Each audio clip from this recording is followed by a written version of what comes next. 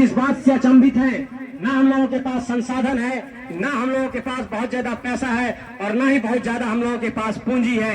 लेकिन ये पैसे और पूंजी की राजनीति को, ये आसमान में हेलीकॉप्टर उड़ाने की राजनीति को हमने चबूतरे से चुनौती दी है और इस चुनौती में हम लोग जीत कर दिखाएंगे, इस बात का आपको भरोसा दिलाते हैं। और हजारीबाग लोकसभा क्षेत्र के जेएल कैंप के लोकसभा प्रत्याशी संजय मेहता का आगमन लगातार रामगढ़ विधानसभा क्षेत्र में हो रहा है और उसी के तरफमान आज चितरपुर प्रखंड पंचायत के इस बाजार के प्रांगण में मेन रोड लारी में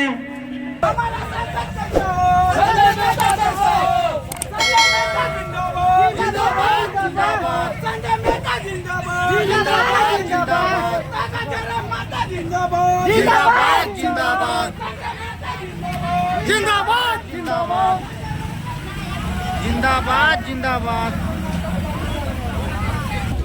तो अभी संजय मेहता जी सुत्रीगढ़ा पंचायत दौरा कर रहे हैं। रामगढ़ स्थित चितरपुर प्रखंड में है और हजारीबाग लोकसभा क्षेत्र के जेएल कैंप के लोकसभा प्रत्याशी संजय मेहता का आगमन लगातार रामगढ़ विधानसभा क्षेत्र में हो रहा है और उसी के तरफमान आज चितरपुर प्रखंड पंचायत के इस बाजार के प्रांगण में मेन रोड लारी में जितने भी मेरी माताएं बहनें, बड़े बुजुर्ग, दुकानदार साथी, यहाँ पर जितने हार्डवेयर के दुकानदार हैं, श्रृंगार के दुकान है, टेलर वाले भाई, मेडिकल वाले, राशन दुकान, जहाँ तक भी मेरी आवाज जा रही है, सबको झारखंडी जोहार करता हूँ, प्रणाम करता हूँ, नमस्कार करता हूँ।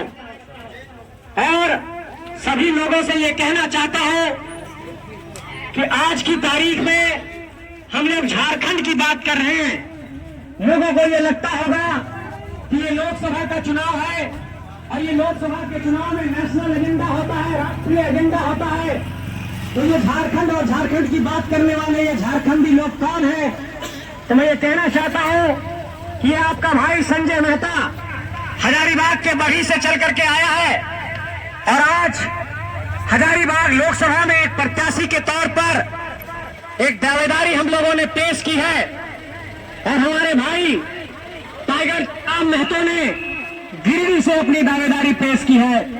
इसलिए आप सबों से आज आशीर्वाद मांगने तो आया हूं और ये भी कहने आया हूं कि आज की तारीख में झारखंड को बचाने की एक लड़ाई हम लोगों ने छेड़ी है 3 सालों में और ये लड़ाई पूरे झारखंड के अंदर गई है।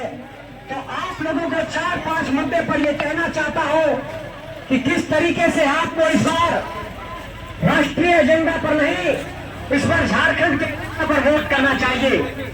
पहली बात तो ये कि पिछले 3 सालों में हम लोगों ने झारखंड के मुद्दों को उठाया कि झारखंड की स्थानीय नीति को बना करके इसे संविधान के 9वीं अनुसूची में शामिल कर दिया जाए। लेकिन झारखंड के 14 सांसदों ने कभी भी देश के सबसे बड़े पंचायत संसद भवन में बात को नहीं रखा। लोग कहते हैं कि आप लोग झारखंड का मुद्दा उठा रहे थे, फिर लोकसभा चुनाव लड़ने मैदान में क्यों आ गए? हमने कहा कि लोकसभा का चुनाव लड़ने मैदान में इसलिए आए हैं कि हमें अपने झारखंड की माटी से अपना नेता बनाना था। और कई लोगों ने यह सवाल किया कि आप लोग झारखंड और झारखंडियत की बात करके कहीं बाहरी भीतरी की तो बात नहीं कर रहे हैं।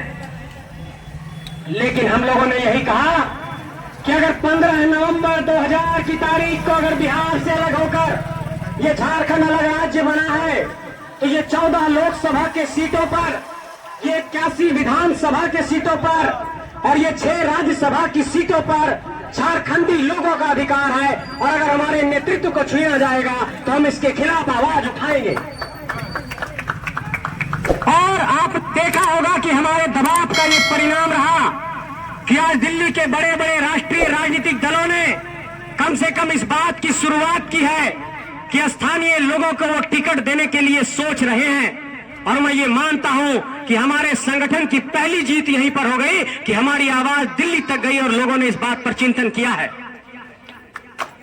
इसलिए आपको इस बात को समझना होगा कि आज पूरे झारखंड के अंदर हम लोगों ने जब बहुत बुलंदी के साथ ये कहा और इस मंच के माध्यम से भी कह रहा हूं कि हमारे यहां के सांसद बक्सर से आकर के बने थे, इस बार उनका टिकट कटा गोड्डा के जो सांसद हैं वो भी भागलपुर से आकर के बने, पलामू के सांसद जो है वो भी बिहार की धरती से बने।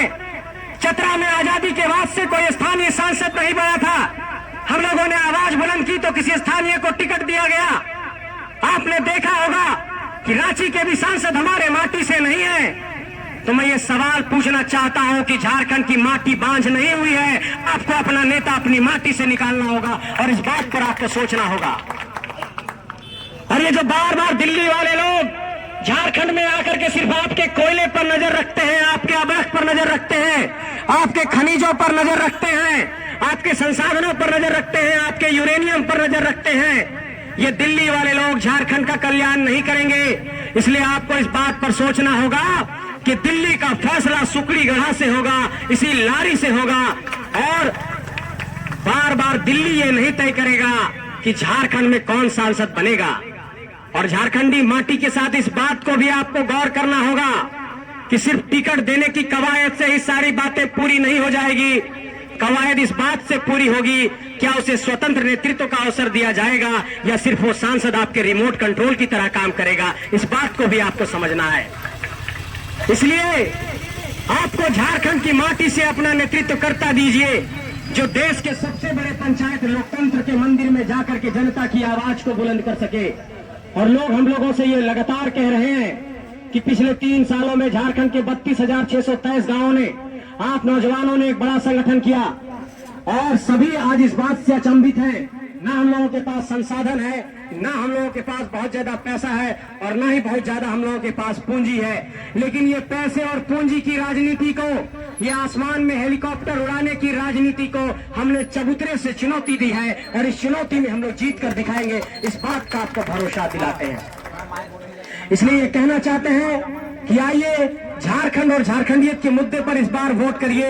ये बिल्कुल मत सोचिए कि अगर नेशनल एजेंडा है तो झारखंड के मुद्दे पर कैसे वोट करें। झारखंड के मुद्दे पर इसलिए वोट करना चाहिए कि अगर आपके 14 सांसद झारखंड के मुद्दों को लेकर के, यहाँ के खनिजों को लेकर के, यहाँ के खदान के मुद्दों को लेकर के, यहाँ के लोगों के स्थानीय नीति को लेकर के अगर देश के संसद सबसे बड़े पंचायत में आवाज बुलंद करेंगे तो झारखंड के जो बड़े बड़े मसले हैं उसके समाधान का रास्ता संसद भवन से भी निकलेगा। आप लोगों से आज आशीर्वाद मांगने आया हूं और आप लोगों से यही कहना चाहता हूं कि एक बार इस झारखंड के जो नौजवान निकले हैं उनको मौका दीजिए। और बार बार आप झारखंड में मंत्री का बेटा मंत्री, सांसद का बेटा सांसद, विधायक का बेटा विधायक, विधायक की पत्नी विधायक, विधायक के परिवार वाले विधायक, मंत्री की पत्नी मंत्री, यही झारखंड के अंदर चल रहा है। इसलिए आप लोगों से ये कहना चाहता हूं कि झारखंड की राजनीति को साधारण घरों में शिफ्ट करिए, साधारण घरों में नेतृत्वकर्ताओं को अवसर दीजिए और इस बात को डंके की चोट पर कहिए कि बार बार राजा का बेटा राजा नहीं बनेगा, अब गरीब का बेटा भी झारखंड का नेता बनेगा। इस बात को आपको कहना चाहता हूं। तो इस बात को आप लोग सबको समझिए और आप लोगों से आशीर्वाद मांगते हुए आगे बढ़ रहा हूं। उम्मीद करता हूं कि आप सब अपना आशीर्वाद देंगे और झारखंड की इस माटी को बचाने के इस लड़ाई में हमें साथ देंगे। आप सबका बहुत बहुत धन्यवाद, शुक्रिया। फिर मुलाकात होगी।